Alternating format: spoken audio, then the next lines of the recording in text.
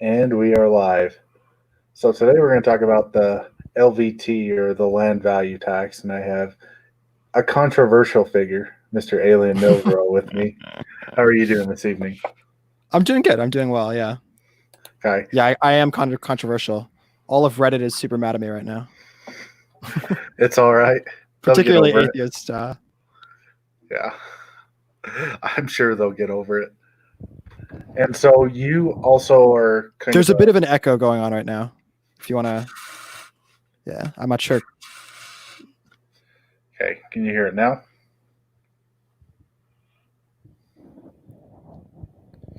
Okay.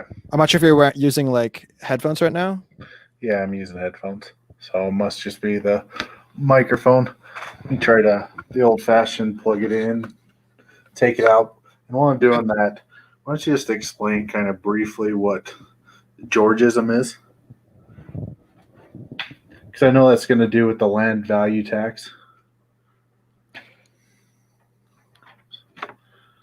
Yeah, I can attempt to. I apologize if there's too much. Yeah, if there's too much. I think there's still a little bit too much of the background noise at the moment. So if you could just. Yeah, I'll mute. Yeah, I appreciate it. Thank you. All right, awesome.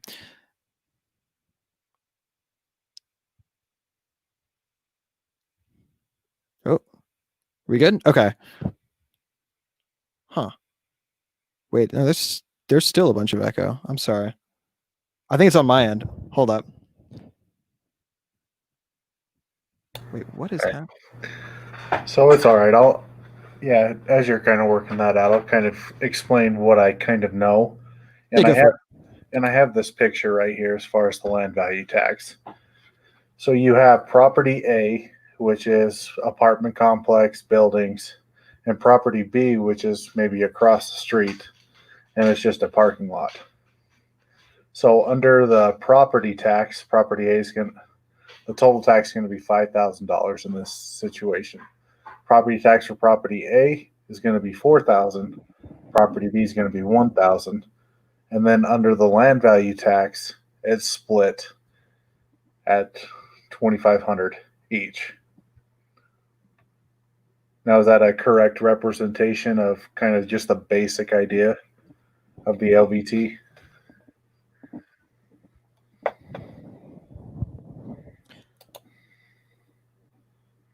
Yeah, from what I heard, I apologize. Oh, now I figured out the problem. I have your thing open and I'm listening to the actual stream.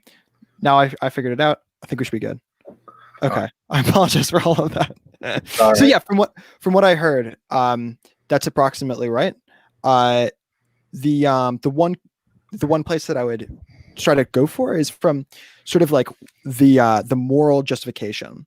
So when we're talking about land, just a sort of zoomed out perspective, we're talking about a natural resource. We're talking about a resource that no one worked to create, right? So I think it's a fundamentally different category than something like worked stuff, right? So if I'm doing labor and because of my labor, I derive wealth, I would argue that I deserve, quite frankly, all of it.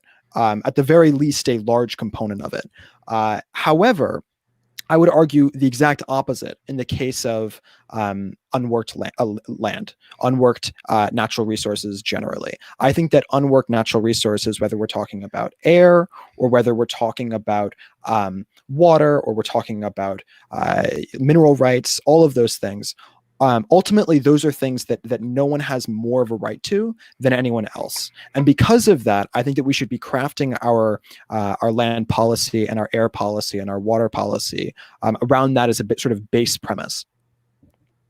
But wouldn't you have so let's say mineral rights or even water to some extent?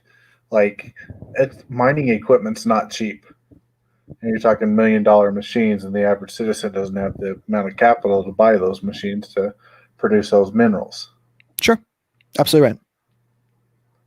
So So the way that you do it. So if you come from that basic premise that natural resources are unworked and unearned by any individual person, there's sort of two directions you can go. You can go sort of the communist route, which is what you're describing. This idea of like, oh, it's not owned by anyone, therefore it should just sort of be run by the government, which is very much not my view. Or you can go from what I'd argue is a much more capitalistic perspective, which is my sort of perspective, and that is to say, okay, it's owned by the public, it's owned by humanity itself, it's owned by society, and the sort of improper, imperfect stand-in for that is the government, but then it should be rented out by individuals. And so when you're saying this example of mineral rights, you're totally right. That's a very good example. There's a lot of good reasons to suggest that that in order for us to be able to maximally be as efficient as possible, we should be renting it out to individuals. We should say, okay, here's a company that's able to extract all of the resources that we need, and therefore we should sublease, or we should lease it out to them, and they would have for a period of time the only access to it. But that money that they're paying for the lease should be going to society.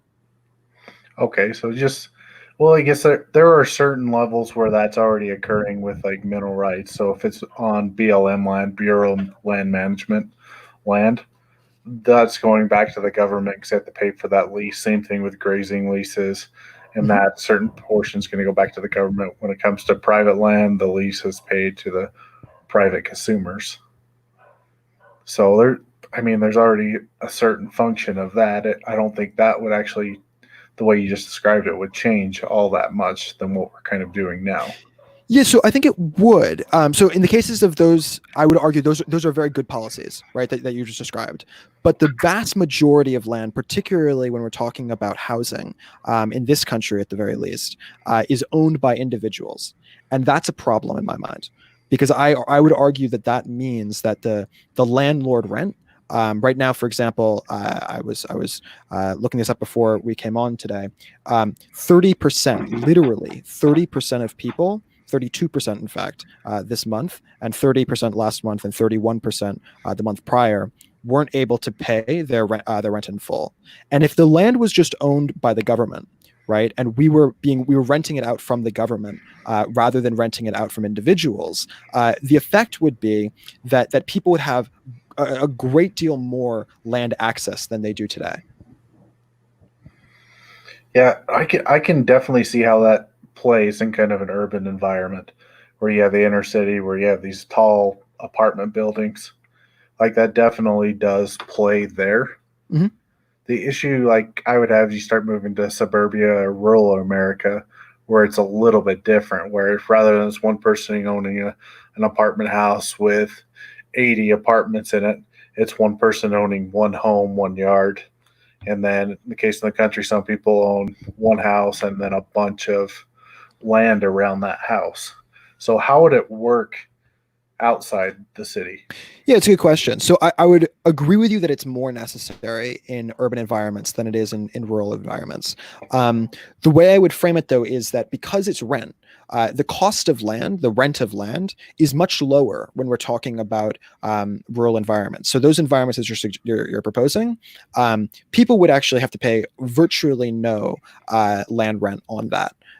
Whereas people in cities, of course, would have to pay a lot more into the land rent system, and thereby we would be getting essentially a sort of stand-in for taxes through that. Yeah, that's what this is kind of designed to do, not just replacing property tax, but replacing the tax system in whole.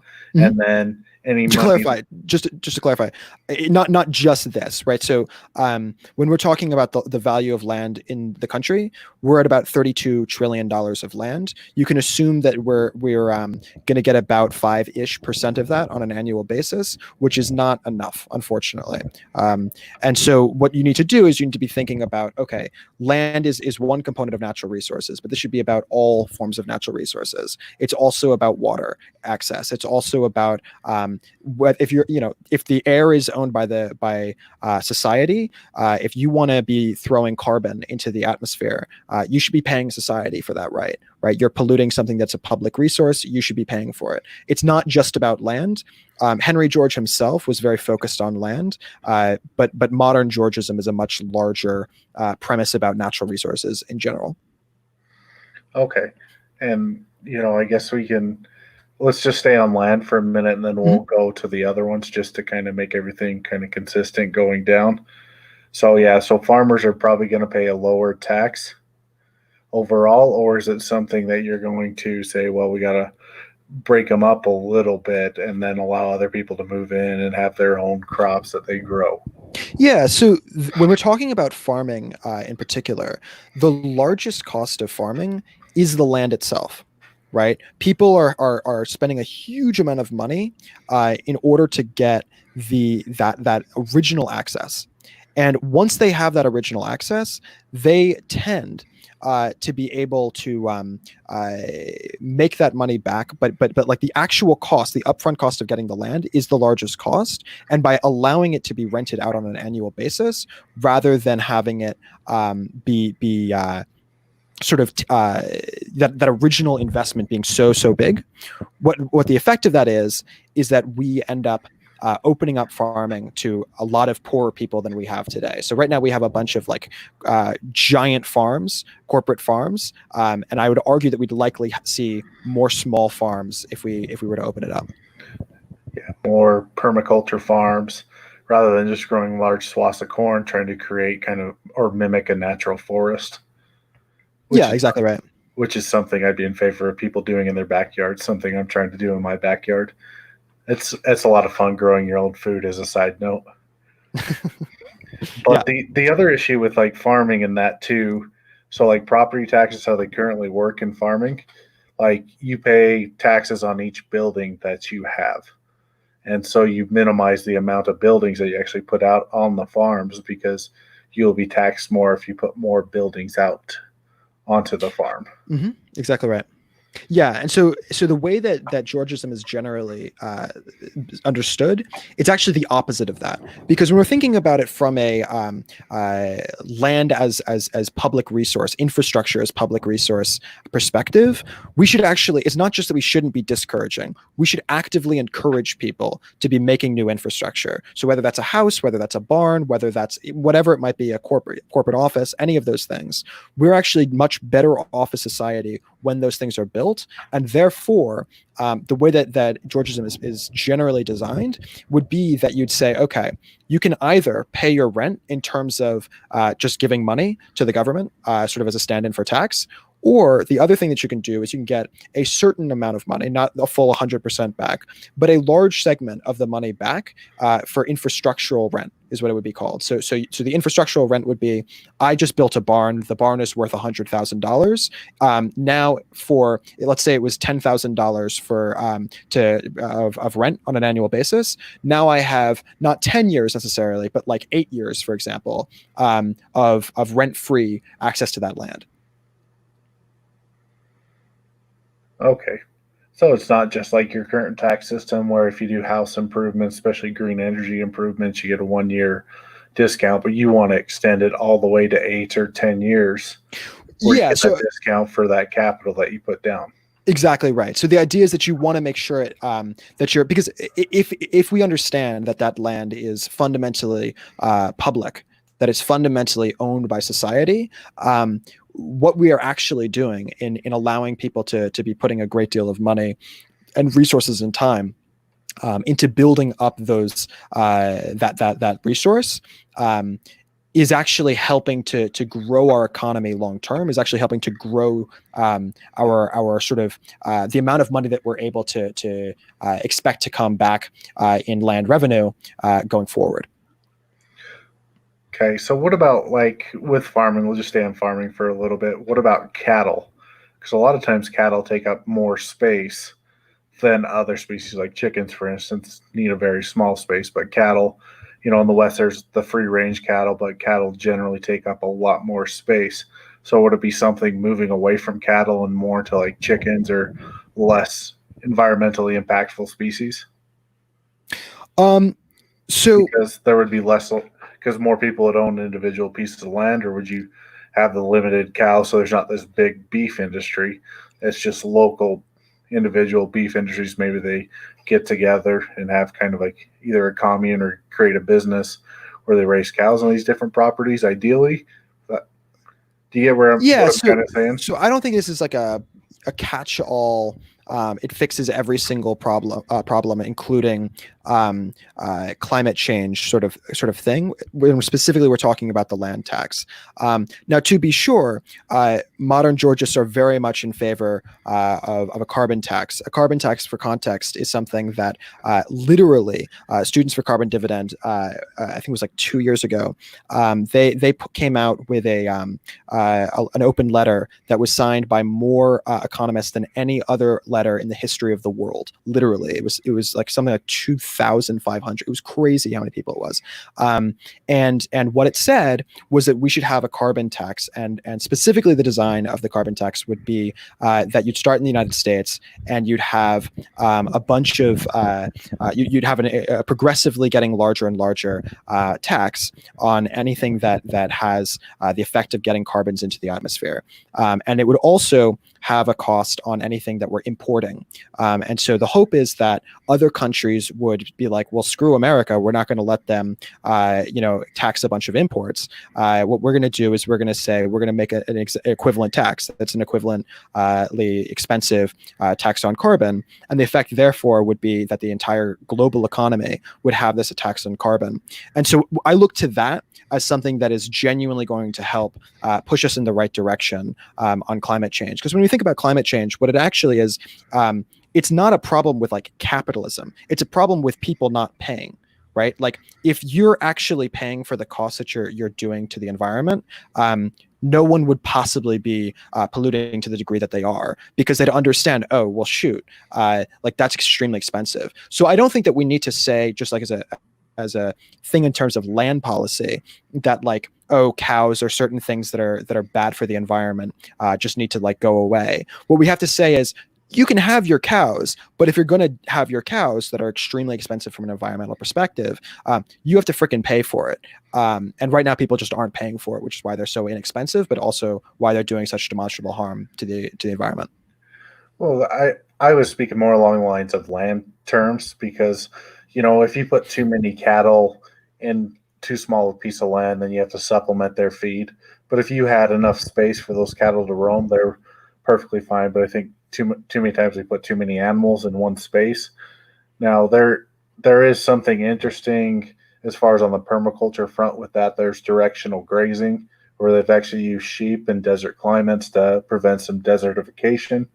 Like we could go into that, but it's going to be a long thing. But I just like to focus on kind of like the land. So like this cattle rancher, for instance, let's say he has 1,500 head of cattle and stuff. Well, we can't afford the property tax, even though it's lower. It's higher than what he previously paid. Well, and then they set up shop, and there's other people that own different shops. And I guess they could do like a community thing where they can run them through if they all agree. But like it may hamper kind of the U.S. cattle industry, is what I'm kind of getting at as far as the land usage requirements that Yeah, would so it happen doesn't. under changing the system. Yeah, that's fair. So it's not like we're getting more land, right? The reason that this makes sense in my view is that it does demonstrable harm to people when you take land and hold monopoly rule over that land, because there's a limited quantity of land and we can't just make more land. I'm not suggesting that doing this is going to make more land. So if what you're asking is, are we going to be able to give cows more land?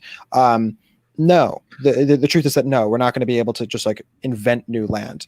That being said, we will, because of the carbon tax, I would venture to say, just because it's so much more expensive, see a decrease in the amount of any form of work that has the effect of harming the environment. Okay. But I don't see land value tax as the thing that's going to help us there. I guess just let me try to describe this real quick. Say you're a rancher, you have 1,500 head of cattle, 100 acres. Well, under the land value tax, well, your acreage gets cut down to, let's say, 50 or so. Let's say Why would it 50 do and the that? other, because you can't afford it. Cattle's Why wouldn't you be able to afford it? because cattle's kind of a break-even industry. It depends on the year. Sometimes they make money, sometimes they Sure. don't. But why would you suggest that people would have less access to land? Well, because some of the properties that they run their cattle through, like some of the properties you look here out west, they're selling for millions of dollars, Mhm. and so they do have a certain level of value. Sure. Certain people, whether it's hunting or fishing access, or that sort of thing. So there is kind of a value, but if the land is valued at that, the taxes are going to go up, and the rancher's not going to be able to afford it. Why do you think that it's more expensive though? Because my question is like when we're talking about land that this specific land that you're talking about, rural land, cattle land, like that's land that you're right, it does have value. But right now that value isn't being perfectly captured because it's being used by people who own the land. I shouldn't even say it's being used by those people. Those people are paying people to use that land, right? They're hiring out individuals to work that land, but it's not like even that they're using it. And so when we're talking about that land and you're saying, oh, it's worth, you said $1 million. So that would be, whatever that is, $50,000 a year, right? That's something that would be better captured if we were to say, okay, individuals are going to be using that. And so while yes, you're probably right that the individual guy who used to own the land would probably get screwed, we'd get more access to the land. There'd be more people who would be trying to work the land because more people would be able, of course, you can't get the whole $1 million estate, but you can get a smaller plot within it for a smaller amount of money. Okay, and that's what I was just trying to get at. Is just saying, Mhm. well, it's not like a system that's going to benefit everybody equally. There are people who are going to be adversely affected by the implementation of the land value tax. Yeah, that's probably true. So for context, there's been more studies in the case of the carbon tax than there has in terms of the land value tax, just because there's more of a push for it, certainly in the economist world, but in the world writ large in Washington right now. So 70% of people would be better off if you did a carbon dividend. 70% of people in the country would literally have more money in their pocket than they do today, and we'd be saving ourselves from climate change. So you're right that there'd be some number of people who would be harmed both by the carbon tax and by the land value tax. That's true, but the majority of people would be much better off. Yeah, I was just going to make it a difficult sell because the other example, like going into suburban, would be somebody 65 or so has their house paid off, Mhm. and then their property taxes go up, and maybe an older house, but it's paid off, but their property taxes go up, and then hopefully by the amount you get from the tax itself, it can help out those retirees. But yeah, Yeah, you're totally right. You're totally right. retirees and suburban neighborhoods who have their house paid off and are basically living on whatever retirement they have and maybe Social Security as well. Yeah, that's fair. Yeah, no, you're totally right. There's a so I think that one of the things that some number of people sort of get wrong about the Georgist movement, it's not like anyone's saying that the individual people who own land today have done something wrong, because that's not what any of us think. The way I like to describe it is sort of, let's think of someone who stole a watch, right? We're going to call that guy Kevin Castley. So Kevin Castley steals a watch, right? There you go, being controversial again. So Kevin steals a watch, right? And obviously Kevin's done something wrong. There's no question about that. However, then if Kevin sells that watch to you, I would argue that you have not knowing necessarily that it was a stolen watch. I would argue that you have not done anything wrong. However, if he stole it from me, I still want my watch back. Even though you haven't done anything wrong, I still want my watch back. But I don't think that I should just take it from you, and you, having paid Kevin a bunch of money for this watch, should just get screwed. So the way that I propose moving into a land value system would be simply to say, okay, let's put out, and this is where I'm going to be controversial again. I want to take X amount of money from the military budget. But let's just say from a budget, because I don't want to get into that world with you. If we take that money from the budget and we allocate it to buying back land from individual people, generally, I would presume out of foreclosure, right? And you say, okay, all of that money that we are now accruing as a government from the rent of that land, we're not going to just like sit on it. We're going to rent it out to people. All of that money that's accrued will be used to buy up more land, but also we're going to set aside, we're going to start with like 25% of it to just local issues, right? So we're just going to go into the pool, the coffers of the local government, or to like the local schools if you want to sort of cut it to a specific program. And then what we're going to say is, okay, that other 75% is going to be used of that rent to buy up more land. And as we are able to buy up more and more land, once we own 50, 60% of the land in a certain neighborhood or a certain city, you're able to use more and more of the land, the money that's derived from that land rent, to just local systems. And eventually all of that money that you're accruing can be used as a manner to not just make the existing programs better, but to actually start to decrease the cost of taxes. And so so that's a sort of longer way of explaining that I really don't think that people who own a small amount of land today need to be concerned. And frankly, I don't even think that people who own a lot of land in this country need to be concerned. Now, again, I'm going to be controversial. In a place like Guatemala, absolutely there should be a violent revolution. Absolutely, people should 100% be pushing for this to be done and not to be paying the current landowners.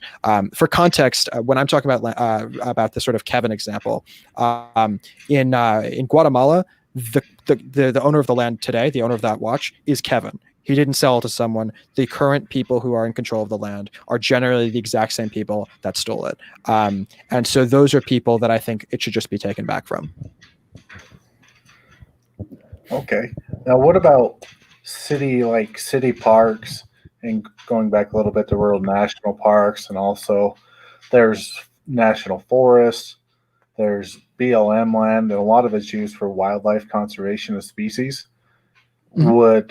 How would we balance that act? Because one of the ways some of the Republicans from out west, especially from the state of Utah, they want to sell all that land and collect the tax revenue. Utah would probably even sell Zion, Bryce Canyon, all their national parks if they could. But how would we preserve wildlife to prevent species from not going extinct, and also these wild places where wild things can live? Yeah, that's a good question. So Georgists disagree on this. If you talk to someone like Omnizoa, he's a more right-leaning libertarian than I am. I would consider myself to be a left libertarian. And so the place that I disagree with someone like Omnizoa on this is that I actually want to keep that land to be publicly used, right? Not just publicly owned, but publicly used. And so I like public parks. I've been to cities that have public parks. I've been to places that don't have public parks. And it's demonstrably better to live in a city that has public parks. And I'm not just saying that from like it's fun to be in, it's fun, it's like attractive, etc. But it's better from a public health perspective, and it's also better from a strictly economic perspective. And so similarly, when we're talking about the national parks, I would argue that we're probably better off keeping them national parks. Yeah, Dr. Zaus is saying in the comment section that he likes parks. I agree, Doctor. Like, yeah, parks are good. We should keep parks. Now he's bringing up a point that I read that's probably going to be easily debunked. But as far as like the rent being passed on, or the savings being passed on to the renters, like there's a lot of like information about kind of that online. But what is your take? Like, oh, yeah, so you're talking about they're going to pass the bill on to the renters. Where's this? So you're asking the question: where's the savings passed on to the renters exactly? That one I came late, maybe I missed it. Yeah. So the savings are passed on to the renters because the money that of this rent is going directly into public funds. So when we're talking about Students for Carbon dividend, they're just the largest group. I would argue They don't quite call themselves Georgists, which is frustrating. But I would argue they're the largest Georgist organization in the country. They're the ones that have really been pushing for a carbon tax, that have really been managing to really lobby both in Washington and certainly in the economist sort of circles. And so they're talking about it in the perspective of a dividend, and the dividend would just it's a UBI, right? Which I know you're in favor of. It would literally just be the money goes directly into the coffers of individuals. But the other way you could do it is to say this is money that's going to the government and therefore be used on government services. I'd like to see eventually all taxes abolished, right? Specifically, when I'm saying taxes there, what I'm talking about is taxes on labor. I don't consider a quote unquote tax on carbon or a quote unquote tax on land, etc., as being a tax, because that is not privately I don't believe that is something that is fundamentally owned by private people. I think that you fundamentally own yourself, and as an extension of fundamentally owning yourself, you own your own labor. But the idea that you own land or any form of natural resources, I think is fundamentally wrong. Yeah. Yeah. I guess what I was getting at was more like, well, if there's one property or the tax goes up under the land value tax, because maybe there's a bigger apartment complex next to it that was paying more before, but this one goes up. Is that going to be passed on to the renters? Like that jump up in the tax bracket, is that going to be passed on to the people renting there rather than the owner paying that for the apartment complex? Can you try to rephrase that? I'm sorry. I'm just a little bit, I think I understand, but I'm just not sure. Okay. So if we take this image right here, and let's say that property B was a smaller apartment building, and so before they were only paying $1,000 of property tax, but due to the land value tax and the buildings around it, its tax actually goes up. Why would this extra $1,500 not be passed on to the renters? Wait, I'm sorry. So the property owner was originally paying $1,000 on property B. He's paying $1,000. Mm-hmm. Now, rather than a parking lot, let's just say that was a small apartment complex, but he was still paying $1,000. Then we implemented the land value tax, and due to property A taking a majority of the taxes before, his taxes on property B are going to go up. And Mm-hmm. so with the land value tax, there's an extra $1,500. What would stop that $1,500 from being passed on to the renters versus the landlord just paying it? Can you go back to the thing? Actually, I just want to make sure I'm understanding. So you're suggesting that when you have a property that doesn't have a housing on it, that's cost a certain amount in terms of property tax, the value of the real estate, and it's worth more in terms of the land value tax because it's a comparative term to the property tax, right? Sure. Okay, so what's your concern there? So rather than the parking lot in the picture, say it's an apartment building, so the tax goes up because of the land value tax. Why is that extra $15 that it went up with the land value tax not going to be passed on to the renters? Or will it be passed on? Well, it is going to the renters, right? Because okay, so if you go back to it, so the renters, there's sort of two levels in which it's going back to the renters. The first thing is that the renters are paying less now, right?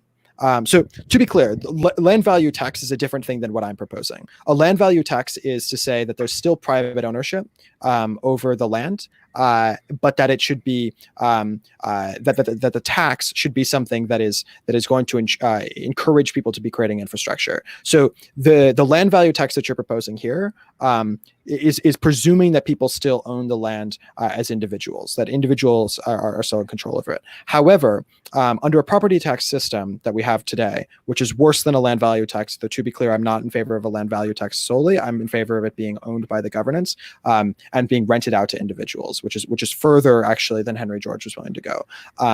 If you want to go back to it just one more time, I just want to make sure that this is staying on screen. I apologize. So the land value tax is presuming private land ownership, and what it does is, okay, I'm sitting on this plot of land. It doesn't make sense for me to be paying $2,500 for this plot of land if I could be paying exactly as much and having this giant complex on it, and the complex would be providing me much more money than is this just this individual piece of parking lot, right? Yeah. So it's, it's the same thing as it was before, though, with the opportunity costs there. But it's pushing you specifically towards trying to make something that provides more to society, right? Now, what if you don't have the capital to improve it? Then you should sell. You should sell? Yeah, you should sell to someone who can. We want to be maximally efficient. That's the whole idea of capitalism. If you're trying to be maximally efficient, then having someone who is inefficiently using the land is a bad idea. And who decides what an efficient or inefficient use of the land is? Would that be the governance? What do you mean by that? So, like, let's say, there's this little park that's there. Mm-hmm. Some people use it, but majority of the town just goes right by it. A lot of people will say, well, that park right there is an inefficient use of land. Or let's say it's your backyard. You just have a lawn and a swing set. And that land could be used efficiently in other ways of growing a garden. So, like, who's to say? Yeah. I guess this kind of ties into how do you decide which property, how much to tax them as well. Like, with so efficiency is something that we can talk about from an economic perspective. So in both of those cases that you're talking about, economics is not just as simple as what's the output of this piece of land. When we're talking about corporate land, certainly it is, right? We're talking about something that is being rented out to people, whether that's for housing or whether that's for a corporation, like some restaurant or whatever it is. That's land that we can say explicitly the only thing that we're concerned about is money. When we're talking about your example about like the swing set, if I am willing to pay the cost of having this land, and I'm willing to take on that investment because I care for whatever reason about making sure that my kids are able to have this the swing set, then it is of the amount of value that I'm willing to pay. But I don't think that land should be going to people just simply because. I think that the people who are willing to pay the most money should be willing to do that. I just want to make sure that money that they're paying is going to society, because the goal is to make sure that everyone in society is doing better because of it. I'm not sure if you've taken much philosophy, but there's this idea of a Pareto good, and a Pareto good is this idea of it's making everyone in the society better off. Doesn't necessarily mean that everyone's doing equally better off, but it means that everyone's doing better off. And if I'm willing to pay $1,000 because I really want the swing set, I'm willing to pay $1,000 a year to have access to the swing set, and no one else is willing to pay that much, then I am the person who's being most economically efficient, so long as that money is going to society and not just going to some private landlord. Okay. Now, because it's the government and governance, what would stop the government from becoming authoritarian and maybe kicking people off of the land because the government now owns the land?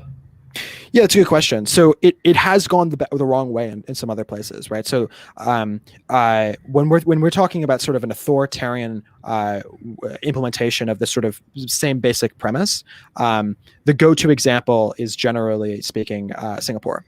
Singapore is a really complicated country that we don't have time to delve into, but in terms of their land policy, 90% of people in Singapore are living in public housing, which, to be sure, I support. I support the idea of people living in, I'm putting this in quotations, public housing. But the difference is that theirs is housing that's being built by and has very specific rule sets created by the government, which is very different than this idea of infrastructural rent that I'm proposing.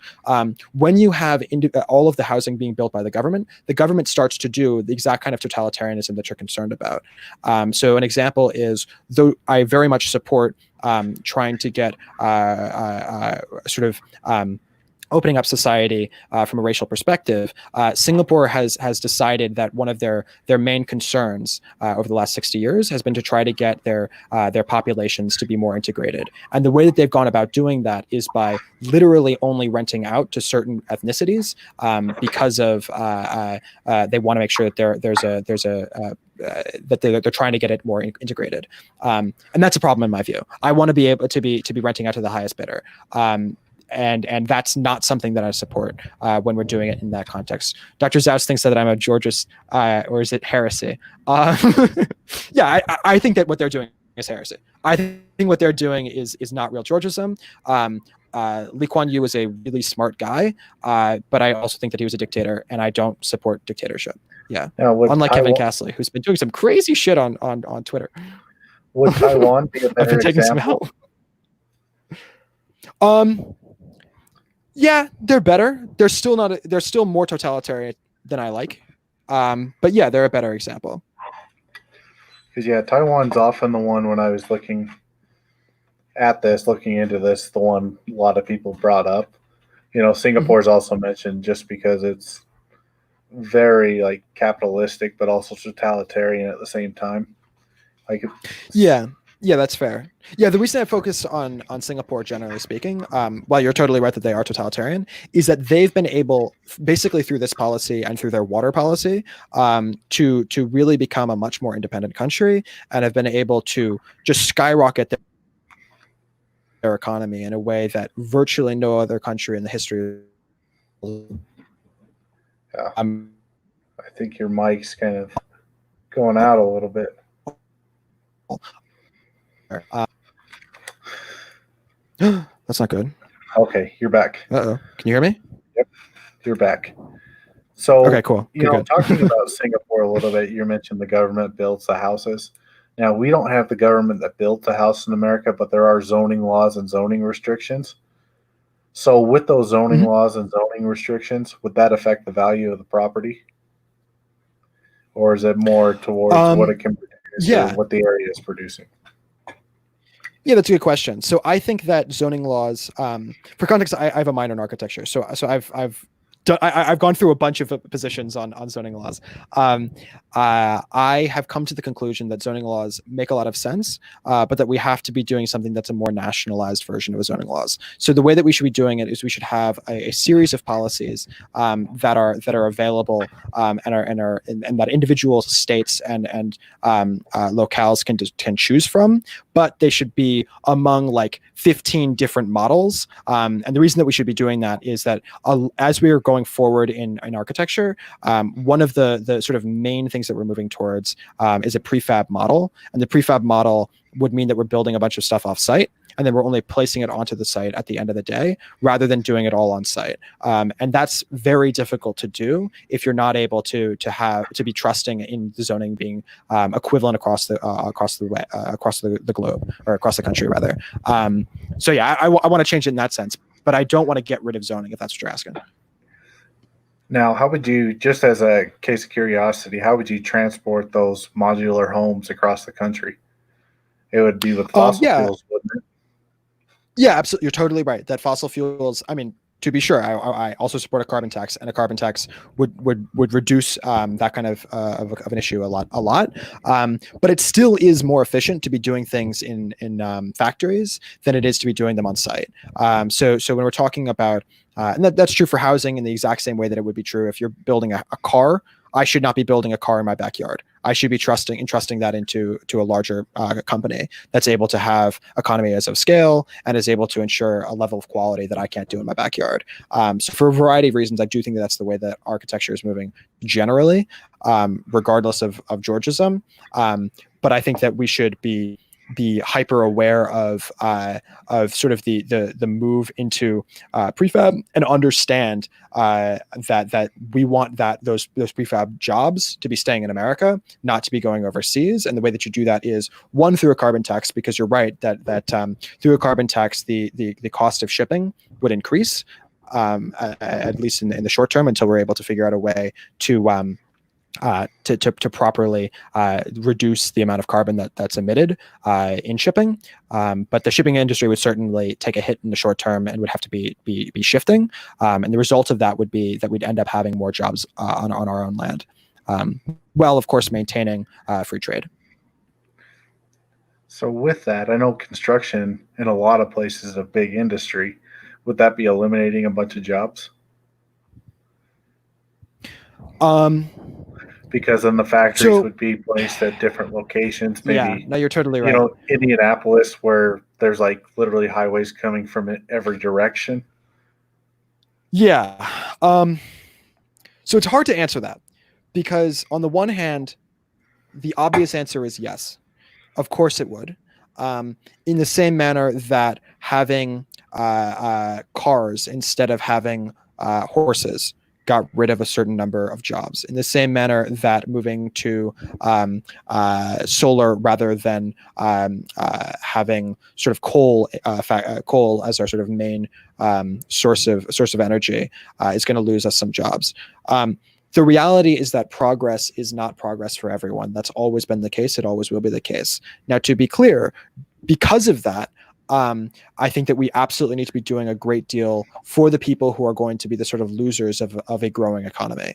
And so the way that we do that is we say, okay, people need a dividend. People need sort of an Andrew Yang perspective to be getting some amount of money. That's the dividend. That's through having a carbon dividend. That's through having a land dividend. That's through having a oil dividend, which they already have in Alaska. That those kinds of things absolutely need to be done. But beyond that, we also need to be asking at a more ground level, like what exactly should we be doing to try to make new jobs available to these people? And it's a hard question, because the reality is that a lot of these people that we're talking about are going to be older. They're going to be in their 60s. They're not going to really want to be getting a new job. The sort of like learn to code thing is not a good answer. And I don't think that I have a good answer. But I don't think that anyone else has a good answer either. And I don't think that saying, okay, moving into prefab is going to lose us some jobs in the short term, and therefore we shouldn't do it. Because the reality is that we're moving to prefab whether America is at the sort of the front line of that or not. And I'd much rather that we be on the front line, because the first few companies that are able to get to a mass scale in that sort of new environment are going to be the ones that become the predominant ones worldwide. We were able to win, quote unquote, in terms of cars for basically the better part of a century. And we were able to get millions of good paying jobs from that.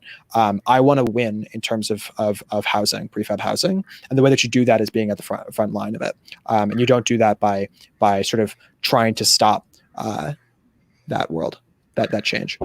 Now, with those houses, they would probably have to be smaller than most houses to fit on the freeways, wouldn't they? No, you just put them in parts. Put them in parts and then. Yeah, I mean, we already do that. We already do that in prefab. You already do have a lot of housing that is taken down in sections, and then those individual sections.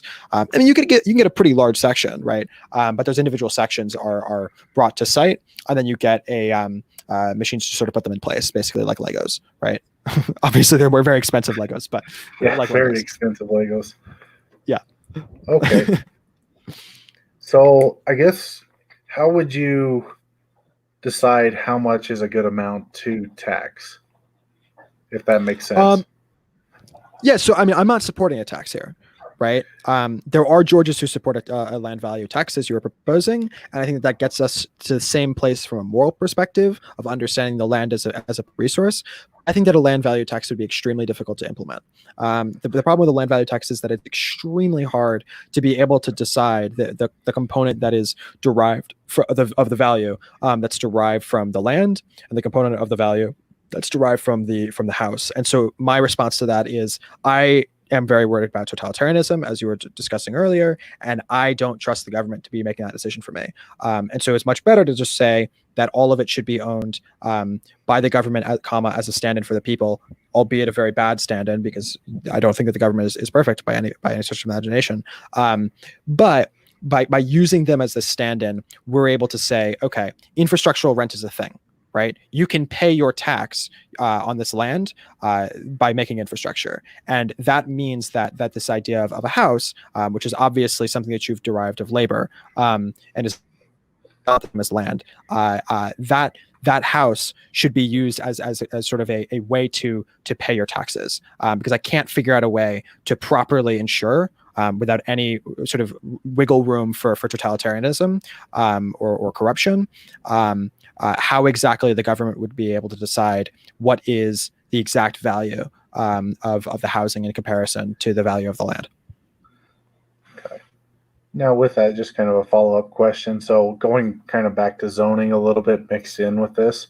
So, something that's zoned industrial, because it's going to provide more jobs, is that going to get a bigger tax break than something residential or commercial? No. The short answer to that is just no. I think that all land should be considered just land, and that therefore we should be able to decide. So we were talking about the parks earlier, actually. In my perfect system, we would be able to decide, at the end of a rental period, hey, I want that land to be public land now. Right, and we'd just be able to do that. So that's something that wouldn't be possible, and that redistricting wouldn't be possible if we were to say, just sort of at a rank level, that like, or corporations are better than people, or people are better, and by people obviously I just mean residential. I don't think that we should be choosing one of those over the other. I think we should let markets decide that. Okay. Well, that's really all kind of the questions that I have kind of about the land value tax. Is there anything that we haven't covered that you'd like to add in? I'm curious, just your overall view. I'm on the fence. So there are a lot of good things. I see it as a really good thing for like inner city neighborhoods as a reduction of poverty. But I take issue with some of the things that in regards to suburban and rural neighborhoods.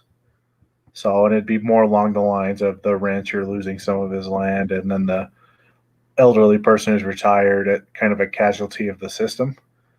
Well, But yeah. So that's I do think it's interesting how it could also fund UBI as well, which yeah. is Well, interesting. to be sure, I mean, Adam Smith himself, who was the first sort of large person to push for UBI, he was pushing for it to be done through land, right? He wanted to do a land value tax, and that was the basis of his UBI system.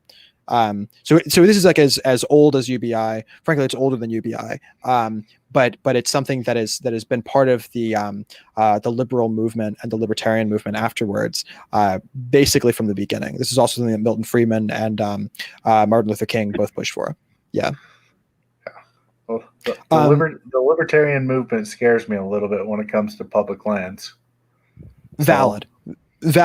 I think that's right. The libertarian movement of the United States has predominantly been controlled by the Libertarian Party of the United States, which very much leans right. And I think that because of that, there's been a sort of a misunderstanding of original libertarian principles, which weren't just concerned about sort of the totalitarianism of governance. They were also concerned about the totalitarianism of private individuals with sort of feudal control over natural resources. Yeah. But no, you're totally right that the libertarians of the United States are an imperfect bunch. I had this basic same conversation with Dan Berman, who was running for president earlier on while that primary was still going on, and yeah, he scared me on this because he had a very I mean, the reality of libertarianism is that they say that taxation is theft, which I agree with. Taxation is theft. Like, they're totally right on that. When you're saying that like the taxation of your labor is theft, like, of course it is. Absolutely it is. Because that's your own work, right? That's an extension of you. But the idea that you can say that I own natural resources is just fundamentally just not in keeping with the non-aggression principle, and it's not in keeping with the basic precursors of Georgism or of libertarianism even. Yeah, and they're a wild bunch too. So that's also true. Yeah, you'll get some. I'm pretty wild, but yeah. You'll get some who just like guns and like to smoke weed, and so they're a libertarian, but they don't know what everybody else in the party is actually saying. They just want to smoke weed and have guns. Right. So It's true of all parties, but yeah, no, you're right. But all right, S- I think we're gonna go ahead and wrap this up. Do you have any final thoughts? oh, I was going to push you on the. Okay. I was going to try to convert you a bit more. Okay. Go for it. Okay, cool. So okay.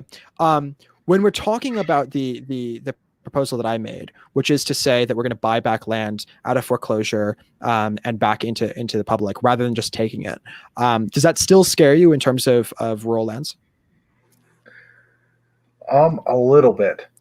So I don't have an issue with them buying back because of foreclosure, but I just have an issue of buying up land and then selling land that was previously available to everyone and then privatizing it. What do you mean by that? So like Because I'm proposing to clarify my position. I'm proposing that we're going to get land that is already in private hands, right? But is in the private hands of individuals.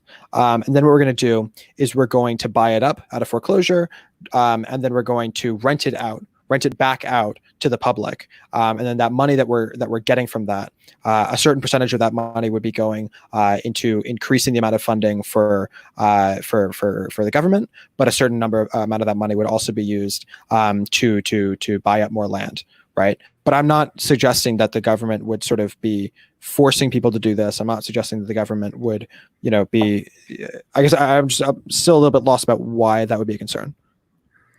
well, so there's some land. We'll just use checkerboard land for example, where one square acre is public, the next one's private. And Mhm. right now, you can go out on that land, and as long as you're on the public land, you can shoot, you can camp, you can do this. But if that land gets private and somebody's house is right there, they're probably not going to feel comfortable with you shooting right there. So so you're talking about private land. Wait, Yeah, do you want to just go into the specifics of the land that you're talking about? yeah. So it's the Red Desert's probably a good area here in Wyoming. There's a few landmarks, but a lot of it's checkerboard, and so a lot of it, you can cross it as long as you stay on the BLM side of the land. But if they started putting houses up there, you wouldn't be able to go out there and shoot or camp or do anything in those lands. If that makes sense. So the private land's influencing how you can use the public land, just as a Yeah. not necessarily a bad thing, but after out of public safety. But right now, the land's used primarily for grazing. And so that's the case currently, that the land is partially owned privately and partially owned publicly, and that therefore you aren't able to use it for private use in all contexts. You can't be building a housing on it. Yeah. Well, it's zoned so you can't build houses on it right now. And we talked about zoning a Mhm. little bit. So, and then access to rivers too, fishing. Because I mean, yeah, that's the kind of thing. Like if it just private and stays private, but it should stay in the way that it was kind of before, if it's zoned that way. Now, if it Sure. So changes zoning, then it yeah, so I'm not hampers. proposing that we would be changing the zoning in this particular area. If it's best to keep this land to be publicly available, which I'll just take at face value because I don't know much about the particulars of this case. But if that's the case, then absolutely, I don't think that we should be changing it. It does scare me that there's this underlying ownership of the land at a private level rather than all being public. And I'm not sure how that manifests currently. But I would venture to say that it would probably be better if it was all public land in this particular case. Yeah. And one of the reasons they can't develop it is because of the sage grouse. Mm-hmm. So they'll allow them to use it for grazing and grazing rights. But you start developing, you start messing up the sage grouse, and the sage grouse is already struggling a little bit anyway. And so that's one of the reasons the land is what it is. It's they can graze it because the grazing doesn't affect the sage grouse, but you start building buildings like they've even found with like windmills, they won't return to the same area with the windmills that we have. So like they're very sensitive to stuff like that going up in the area. And so it Mm-hmm. may just be a unique circumstance in that area. But my worry too, another case is out in Nevada. So as part of their getting entry into the union, they got a bunch of state land and they've sold it all off. And so it's now in private land and they sold it in a private auction. And a Right. lot of it went lower than what it would have on the free market. Yep. Yeah, no, you're totally right, and that's a problem. And this is why there should be rules that would say that the government is not able to sell this back into private land, because the reality is that you're totally right. Totalitarianism and just rampant corruption is a reality not just of the government but of the private market. It's true across the board. People are greedy bastards. We should treat everyone with a presumption that they're going to be a greedy bastard, because if they're not, then like, okay, we're being slightly more cautious than we need to. But if they are and we aren't, the cost of that is very real, and that's a good example of it. We need to be assuming that people are greedy, and with that underlying presumption, we would not allow the government to be paying it out and doling out land for hundreds, potentially thousands of years to private landowners. Yeah. And then the other case, kind of the disagreement would be kind of like the old person that paid for their house, and if their mortgage goes up or the tax goes up, but under your system, that's not going to be applicable because the government's going to own it anyway. Yeah. So. Yeah, exactly right. Yeah, that's not a concern that we have in this country, because the proposal that I'm pushing for is more of a sort of is going further even than is the most of the Georgist organizations in this country. So like we're talking about the Georgia schools. There's two of them. There's the Georgist Institute and the Henry George School of Social Sciences. I forget the exact name of it. One's in New York and one's in like California, I think it is. And they're both pushing for a land value tax, which is less radical than what I'm proposing. And the land value tax would actually decrease the cost for that old Nana or wherever it is who's living in that small house, because that small house has value that's more than untapped land that's just sort of sitting on it. And to be sure, I do support a land value tax as well, while we're also doing the secondary step of trying to get land back into the public ownership. Now, I guess the other thing is we talked about a little bit with Singapore. Mm-hmm. But what kind of checks and balances would be in place to make sure the government didn't go full Singapore? Yeah, so that's why I think, number one, the idea of the government building housing, I am opposed to that across the board. I don't think the government should be in the business of building housing. I think that housing should be built by private people, and that building of the private housing on land should be something that is very much supported by means of it being a infrastructural rent. Right. I don't like the idea of the government building housing, because I think that Singapore is a perfect example of this, that there's potential for corruption thereof. And I don't like that corruption. Okay, but how would you prevent it? Like if the government owned all these properties, what kind of checks and balances would? Yeah, so we'd have a law that says that both the federal government and also state and local governments aren't allowed to build housing, that they have to allow infrastructural rent, that they'd have to allow the highest bidder always to get the land, that they have to do certain underlying things that would protect from any sort of corruption. I guess it's hard to answer that question unless you sort of describe what specific corruption you're concerned about. So let's say they want to put a new highway in town to go through town. And so since the government owns the land, well, everybody else you're renting there, the government comes in and says, we're going to build this new highway. We'll give you 4-6 months to move out, but we're going to build this highway. Yeah. So first off, to be clear, rent could potentially be for a longer period of time than those 6 months, particularly when we're talking about infrastructural rent. If you're putting in $1 million investment into land that's only worth $100,000, you'd have that land for a good long while. Now, I think that there should be a cap on it. I don't think you should ever have rent to land for more than 50 years. For a variety of reasons we can get into, but it's not like you could just kick everyone out overnight. So people would probably put in a law that says like, okay, you have to give, let's say 4 or 10 year, however long the amount of time is, advance warning before you're able to do that as a state or local government. That would make it really tough for a city that's expanding. So like Boise, Idaho, St. George, Utah, even Las Vegas to a certain extent are expanding. They need new infrastructure to account for all the people expanding. So if they're locked in there in that 10 years or whatever, and the government's like, well, this is the best area for us to come in and put either this public rail or a highway through here. We need these people out of here since we owe the land. We'll just give you your money back and you're forced to move out. Yeah, so that's how we already have our laws set up currently.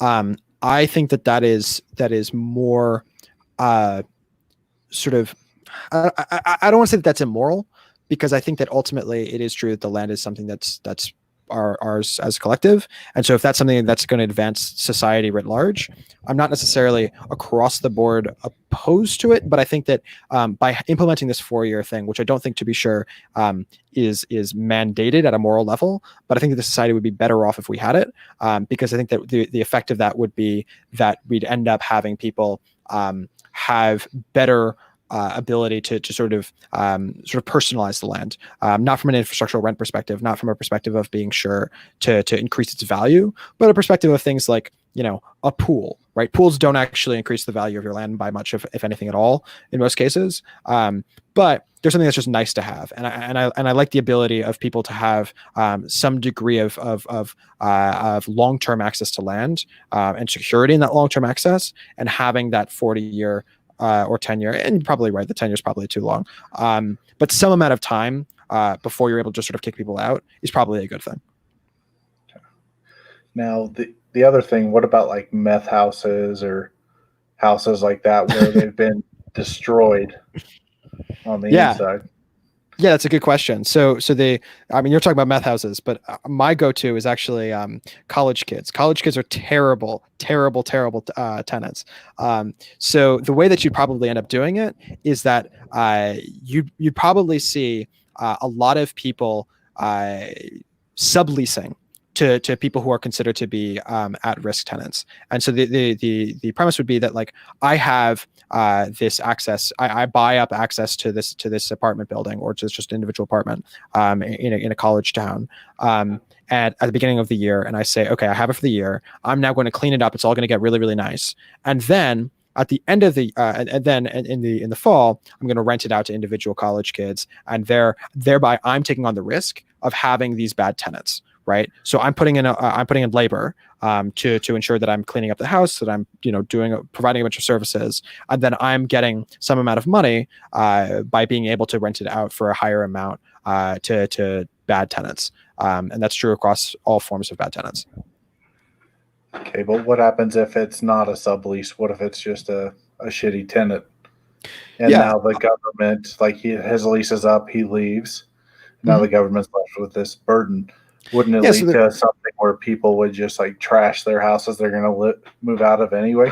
Sure. So if in the same manner that infrastructural rent decreases the value of, or rather the amount that you owe to the government, if you provide an amount of destruction to land that it ends up getting that ends up decreasing in value because of your actions, then the reality is that you'd be screwed, and you'd have to pay extra money because you screwed up the land.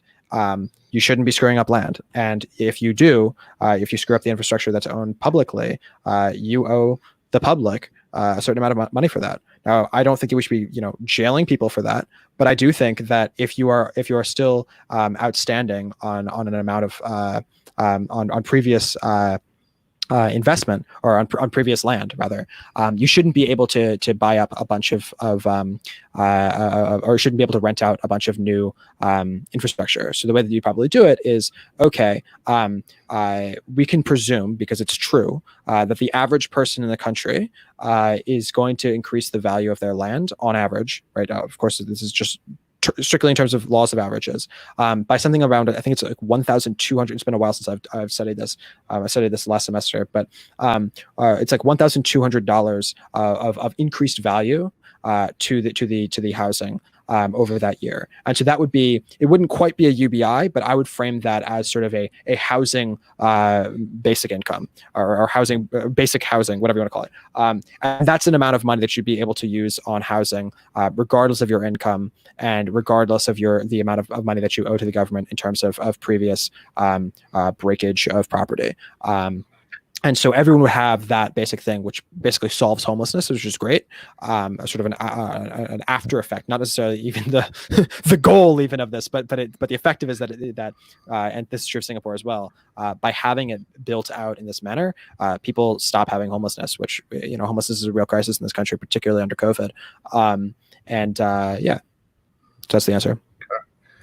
Now, you'll probably get some followers after this question.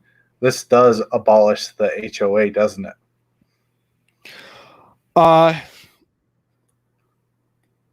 Yeah. Well, no, not quite. You Yeah. just lost all the new followers you're going to get. It's a bit more complicated than that. I know. You're totally right. So, how am I going to frame this? So, when we're talking about that initial infrastructural investment, if you're building a new house, or building, the better example is a giant apartment complex, right? You are able to sublease that land, now that housing on that land, to people. And so, yeah, the truth is that those people who are subleasing would be able to sublease to people, and therefore you would still have HOAs potentially. However, when that 20 years or whatever number of 50 years, however long it is, but there'd be some set amount of time that is the maximal amount of time, no matter how much infrastructural investment you put into the land, that you're able to have monopoly ownership over the land. And once you reach that point, you'd say, okay, it's been 50 years. A bunch of people are still renting from it. They've been subleasing from this guy, or from this company, more likely. And now it's up to their decision. And they can do one of two things. They can either try to stay as a single conglomerate and try to sort of morph into sort of a cooperative, whatever you want to call it, or they can just say, okay, we used to pay to this guy. Now there's no more HOA. Now there's no more of a sort of grouping between us. We're just going to be individuals, and we're all going to own these apartments as individual people, and they'd be able to vote on that. It's interesting. So what would stop, like, let's say you won the lottery and you got $100 million. What would stop you from buying 500 properties and renting them out all individually and basically just becoming a landlord with the government means to pay you as the landlord? You mean renting it for the year, right? Because you wouldn't be able to buy under my system. My ideal system, long term, right? Okay, so but you get these 500 properties, you're renting them for the year, and then essentially you become the new landlord. What would stop my response to that is fantastic. Please do that. Absolutely. I would love people to do that, because the result of that is that if they're the ones who are willing to pay the most to get this housing, and they're paying $1,000 to rent it out from the government for the year, and then they have to do one of two things. Either they're going to rent it out to other people, but no one by definition was willing to pay $1,000, so they're only going to be able to get $900 back, which means that the government just got an extra $1,000, and that person ended up getting the same apartment they were going to get anyway, which is wonderful for me. And all that happened is that idiot lost $100, which I don't care about that idiot.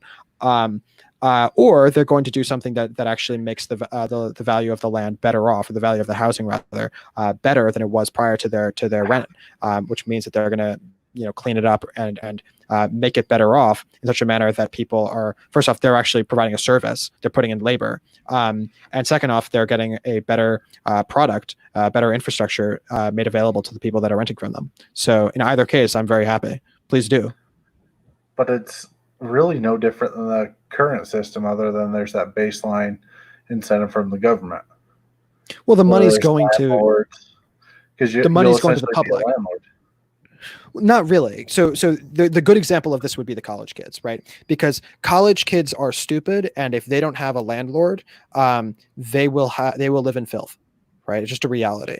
Which, to be clear, I don't necessarily think that, like, universally that it's a problem for idiot college kids to live in idiot filth. I live in a fraternity, or I did live in a fraternity before the whole COVID thing, and like yeah, it was a filthy house, and like we were a bunch of idiot kids, and whatever. It doesn't really matter. I don't care about that enough to be putting in the investment. But if there are other people who do want to have a nice house, the way that you do that is that you are able to sublease from someone who's willing to put in the work. So I mean, I have a problem with a landlord or getting money just because they own the land, right? But I don't have a problem with I'm going to rent out for $1,000 a year this really crappy house, and then I'm going to fix it up every summer, and I'm going to repaint it, and I'm going to make sure that there's AC and all of those kinds of things, and then I'm going to rent it out to a bunch of college kids who know perfectly well that this is what I'm doing, and I'm going to rent it out for them for $1,200 because I've put in $200 worth of labor. Yeah, but I'm just struggling to see how that isn't the same as current landlords because they'll put in that labor. Because the $200 of labor that I just put in to increasing the value of that land is going to me. So I'm deriving that labor, and the labor goes to me. But the underlying value of the land itself, the underlying value of that infrastructure, which I did not work to create, right, is going to the government. And that government is thereby sharing the value of that underlying natural resource to everyone. It's not just going to one person. Okay, it makes sense now. Yep. So, Dr. Zaus has a question. If you're a renter subleasing on a large scale, you could just sit down. You could just sit on properties for years until the market value goes up, just like landlords presently do. No, not quite. So if you're, wait, hold up. I'm just gonna read this again. If you're a renter subleasing on a large scale, you could just, oh no, because you're renting for the year, right? You're not renting for long term. So if you rent for a year and then you sublease to everyone for the year, you can't just sit on the properties, because if someone in a year from now says that you are willing to pay $1,000 for this land for the year, but they're willing to pay $1,001 for the year, it just goes to the highest bidder. So I'm not actually sitting on it, right? It's not like I'm going to be able to sort of protect my investment long term. Yeah, that's totally fine. I got you, Doctor. That seems kind of rough. Like, moving sucks. Packing up all your stuff and moving. Moving does suck. You're totally right. So, like, yeah, if somebody comes by and outbids you, I can see that being pretty problematic because nobody likes to move. Yeah, that's true. No one likes to move. And the reality is that that's not like a just you thing. No one likes to move. And so most people, as they do now, are likely to stay in their same housing for a long period of time. When we're talking about Singapore, which again is not a good place, is too totalitarian for me. But the amount of time that people stay there in their housing is something, I forget the exact number, but it's like 6-ish years. And for us, it's like 5-ish years. So people actually stay in their housing for a longer period of time when it's publicly owned than they do under the present system. The reason being, admittedly in part because Singapore is just one city. And so of course people are not going to be moving in and out of the country necessarily. And so they're going to stay in the city and probably in the same area. But the other answer is that people, there are a variety of reasons that are not infrastructurally increasing the value of a house, but from a sort of an emotional level, people get attached to their housing, and people want to stay in the places that they're comfortable with.